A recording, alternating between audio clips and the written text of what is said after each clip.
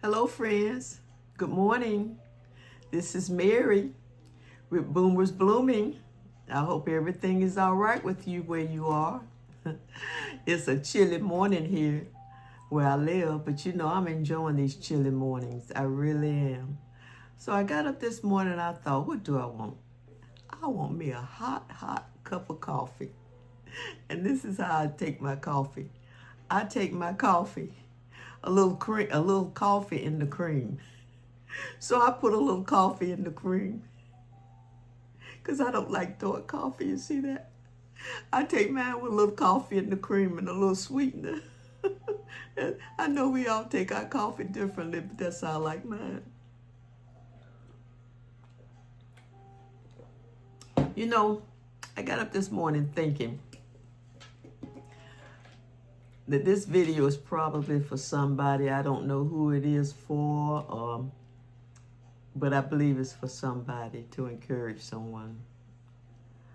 I got a call from my daughter last night, and she was picking her daughter up from the hospital. Now, her daughter was not sick. Her daughter was visiting a friend, and it was night when she picked her up because it's getting dark earlier here at night. And her daughter couldn't find where she was parked. So I said to my daughter, why don't you just go inside the hospital? And she said, Mom, I don't want to do that. And I said, why? And she said, because this is where my father was brought to the night he died, to this very hospital. Instantly, I understood.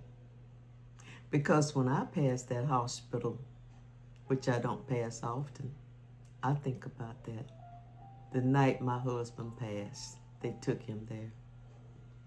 Okay? So I understood. So I said to my daughter, that's all right. Just call her on the phone, let her find you, because I knew how she was feeling. It brought back thoughts. It took me way back to when my husband passed and all that happened and the things I went through. That was a very, very, very dark time for me. Very dark days, very dark moments, very dark days, very dark weeks, and even some dark years. Very dark. And I began to think about, how did I come out of that to rejoin life? During that time, I didn't want to talk to anybody. I didn't want to engage with people because I felt like my world had come to a screeching halt. So what was I to talk about? Nothing. What was I to say? What was I to feel? Nothing. So I got during those times where I think I just pretty much went into myself. Because when your world comes to a screeching halt, it's just like the whole world comes to a screeching halt. And you don't want to be involved in it. I became quiet, non-talkative in a lot of ways. That's how I handle it. And I know we handle it differently. And I'm going to share with you what else helped me. God first. But I'm going to share with you what else helped me during those dark days, dark weeks, dark months. I began to watch comedy shows. Now, I've always liked comedy shows, especially comedy sitcoms and comedy movies. But I never really took time to really just sit down and watch those sitcoms and movies. So during that time of no communication, now let me say I had family and friends who encouraged me and they were right there beside me. But when your world comes to a screeching halt, it's at a screeching halt. So I started watching sitcoms, comedies. Now, at first, I would just watch them just sit there like a zombie. I would just sit there. Half the time, I couldn't even tell you what the people were saying. But then after a few weeks of watching, I began to follow the script. I began to see the laughter back in life. The laughter that hadn't really died. It hadn't come to a screeching halt. So I began to pay attention to the script, to the actors, and to what they were saying. And I grew fond of many of those sitcoms during that time, and they helped to pull me through that dark, dark time back into the light. Some of the sitcoms I watched were Everybody Loves Raymond. Everybody Loves Raymond became a part of my life. They became my family at that time. Excuse me. You know, Raymond was married to Deborah, and they had a daughter and a set of twin boys. And Raymond's mother and father lived either right beside them in the neighborhood or across the street. Well, that posed a problem for Deborah because they were always in Deborah and Raymond's house. Marie was the mother-in-law, and she gave Deborah the fits. And sometimes Raymond the fits. So, Raymond had a tall brother, and I can't think of his name right now, but he was so funny, he and his girlfriend. So, I began to watch and pay attention. Like I said, at first, I was just sitting there like a zombie. If you'd asked me what the script was about, I wouldn't have been able to tell you. But after a few weeks, I began to pay attention. And guess what? I began to laugh. Because they were so funny. So Everybody Loves Raymond was one of my favorites. They helped to bring me through. All in the Family. Mayberry. Carol Burnett. The Carol Burnett Show. And I could go on the Bob Newhart Show. And if my mind serves me right at this moment, I can go on and on. Comedy, the ability to laugh. The ability to laugh even when you are in the midst of sorrow, in the midst of trials, in the midst of disappointments. The ability that God has given us to laugh. You know, that's wonderful. It can help move us from the dark cloud to the bright sunshine.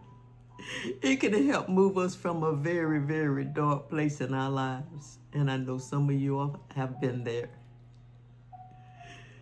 To a lighter place. A place that we can say, oh, such a relief. Comedies did that for me. I love comedies to this day, and I still watch the old sitcoms.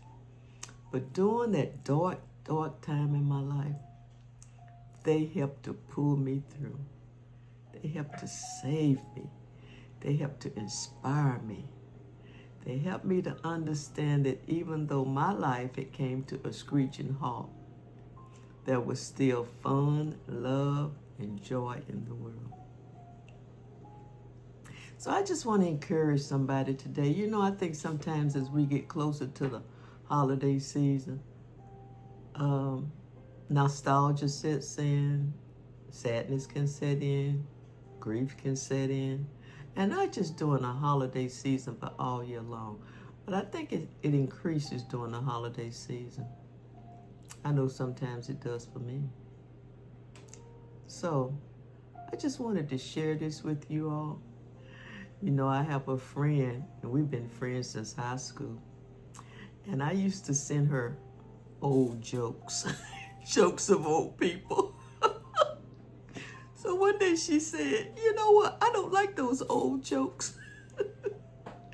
And I said, okay, I won't send them anymore. But I thought about that, old jokes. Now there's some old jokes I don't like that make fun of older people. But there's some jokes that are actually hilarious.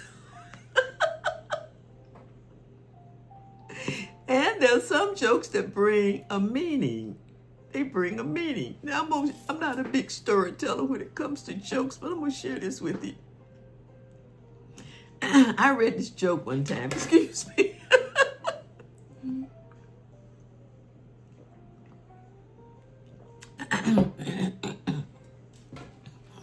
I read this joke one time and it went something like this. I told you I'm not great at this. I could have never been a comedian. I love comedies, but I could never probably been a comedian, even though I have friends who tell me, Mary, you could have been a comedian. I don't know about that. So I'm going to try to share this joke with you. There was this, now you may have heard it in a different way. There was this lady who lived alone. And every time she talked to her friends, she would say, you know, someone has moved into my house. And I don't know who it is. I've asked them to leave, but they won't leave. So in telling her girlfriend this so many times, her friend said, I'm coming by there today, and I'm going to help you. Because that person is going to have to leave your house. So the friend went by, and she said, well, where is she? And she said, I don't know. Maybe she's hiding because you're here. And so the friend suggested lunch. She said, let's go to lunch. Nice, bright Sunday afternoon. Let's go to lunch. And so they did. So now they're sitting there in the cafe, and they're sitting near the window, you know, where they could see the sunlight and the activity and life going on the outside. And so her friend, who had been complaining about the person who had moved in, said to the other friend, there she is now. She's right here. She's having lunch with us, uninvited. I didn't invite her. She's right here having lunch with us. And so her friend had this puzzled look on her face, and she said, she looked around. She said, well, where is she? And her friend said, can't you see her right there in the glass, in the reflection? She's right there. And so her friend said, that's you.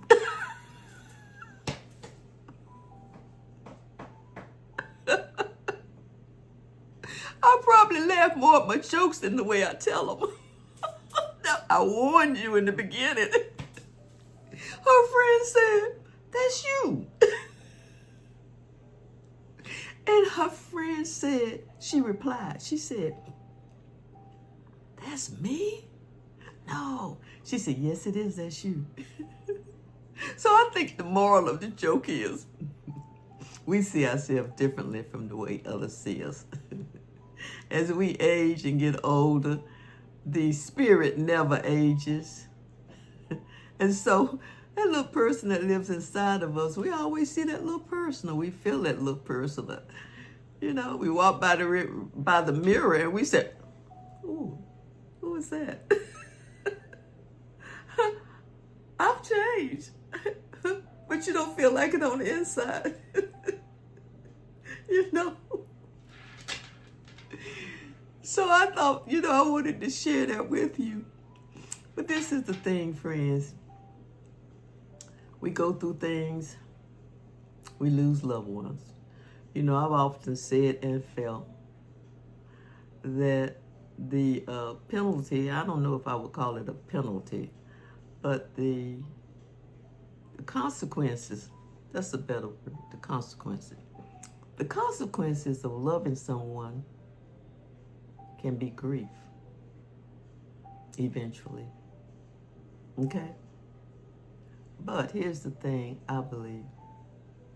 Would I have not wanted to love, to spare myself the grief that could possibly come later?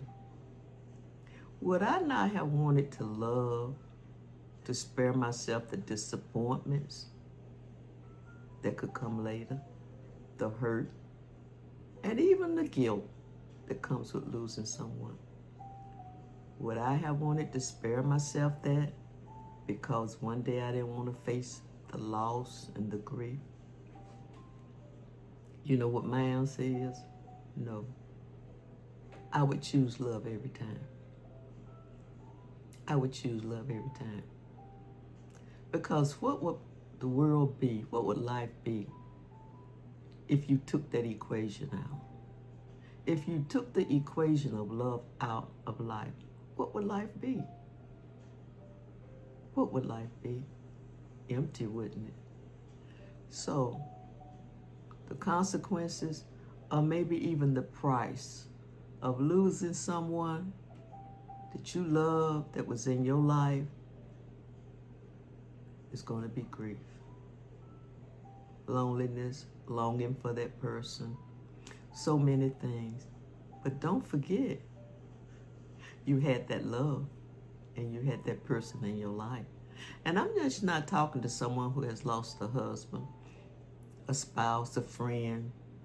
I'm talking to someone that's lost a child, siblings, uncles, babies. What is the price for actually having loved someone? Is it grief?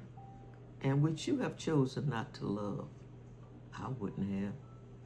Even with the grief of losing my husband, the grief of losing my mother, the grief of losing my brothers and sisters, friends and family, I would still have chosen to know them, the love, experience the love that it brought to the both of us. So I just wanted to talk about that because I know during this time of the year and all year long we go through hard times. I have friends who have lost, I have a friend who's lost a mother this year. And you know, I was on one of my tours, one of my trips, and you never know about a person's life until you sit and listen. They had lost a daughter. A daughter. So I feel sometimes, most times, what is the price for having loved someone and then losing someone? It can be a heavy price. But would you want to throw away love, the good times, the joy, and even the bad times? Because that's all part of life. You know, friends, what I'm saying.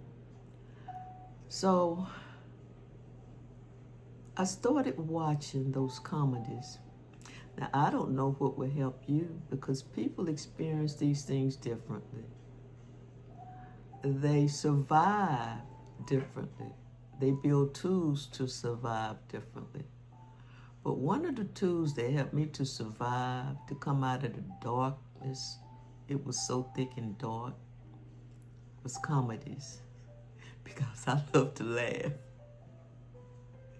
And when I would look at Marie, the way she would agitate Deborah, and those little kids, and Raymond, and Raymond's brother, during that time, like I said, they became a part of my family. I looked forward to sitting there with them every afternoon. Because you know what? They let me know that life goes on. Just because my life had come to a screeching halt did not mean life does not go on. And it goes on abundantly too. And at some point, with time, with God, with all of these things, we have to get back to living and enjoying and loving and not being afraid to love. Because this is all about life. So I don't know who this video is going out to or who it may touch. But I got up this morning with it on my mind after I had the conversation with my daughter. Because you never know who may need to hear a word of encouragement, a word of, hey, you're not in this alone. A word that says, I've experienced it too. A word that says, and this is how I got through it. Over to the other side. Because when my husband, my best friend, when he passed, my world became dark. For days, months, weeks, it was dark. But comedy helped to kind of pull me out of it. Because I had stopped laughing. I had stopped seeing the joy in life. I had stopped seeing the fun in life. Comedy helped to pull me over. So when I started to laugh, and when I started to follow the script, yeah, there is life after loss. There's life after loss. And it's all right to feel the hurt and the disappointment and the loss.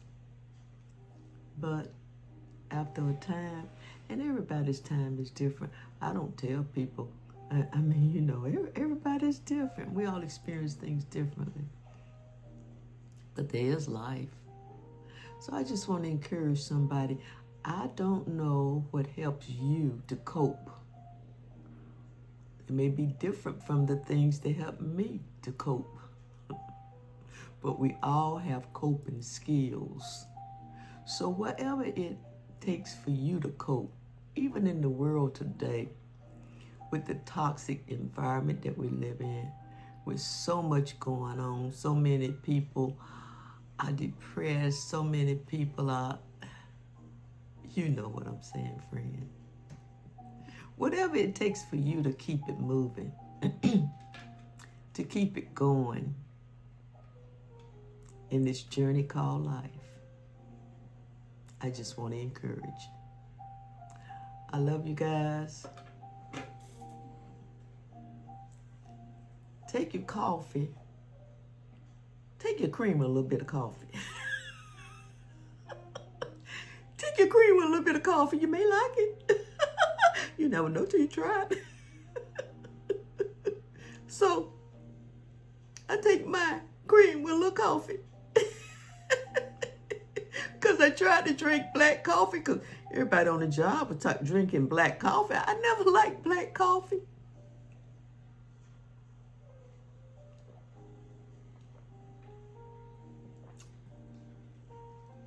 Delicious. The flavors of life, the colors of life, the joys in life, even with the disappointments. You know, I've often heard this saying, and I believe it. It don't rain all the time. The sun will eventually come out. It's not going to stay night forever. The daylight is going to break through. So I hope that your daylight breaks through. Whatever challenge you're facing, I hope the daylight begins to break through for you. I really do. And that's from my heart to your heart. Okay? I love you guys. Have a nice day. Hold on. Don't give up.